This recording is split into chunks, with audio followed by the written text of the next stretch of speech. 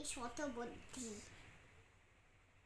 আর হলো এক বুদ্ধি বাস্তব ছিল ওই পাড়ে আর একটা পাড়ে।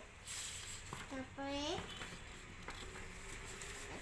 সে জেলেরা আসে ব্যান দেখলো ওই জেলেরা টানতে আমরা আর জেলেরা বললো এটা তো মাছ ভরা আমরা টানতে বিটালে তাহলে মাছ তো নিয়ে যাবো।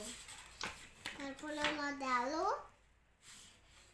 তারপরে মাছগুলো যে বললো হ্যালো, তারপর সবাই কাছাকাছি থাকলো আর সব জেলেরা মাছ আর একটু ব্যান নিল।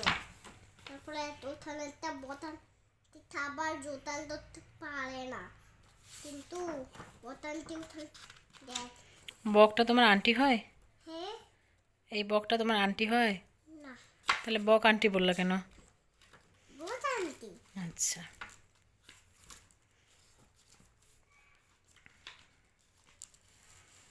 তারপরে বোতামটি ওখানে বসলো। তারপরে ওই টাকলাকে বললো টাকলা পেনের মন খারাপ কেন? তুই জানেই আলা কিছুই বলছি না আমি, কিন্তু ওই বোতামটিটা বললো আমি তো খাবার জোগাড় করতে পারি না, পাহাড়ে কাটতে পারি না, রান্না করতে পারি না, তুমি আমাকে একটু সাহায্য ধরো তো টাকলা। আর টাকলাটা বললো আচ্ছা ঠিক আছে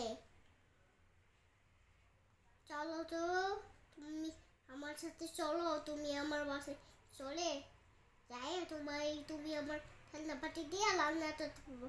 আচ্ছা। অনেক সুন্দর হচ্ছে মা।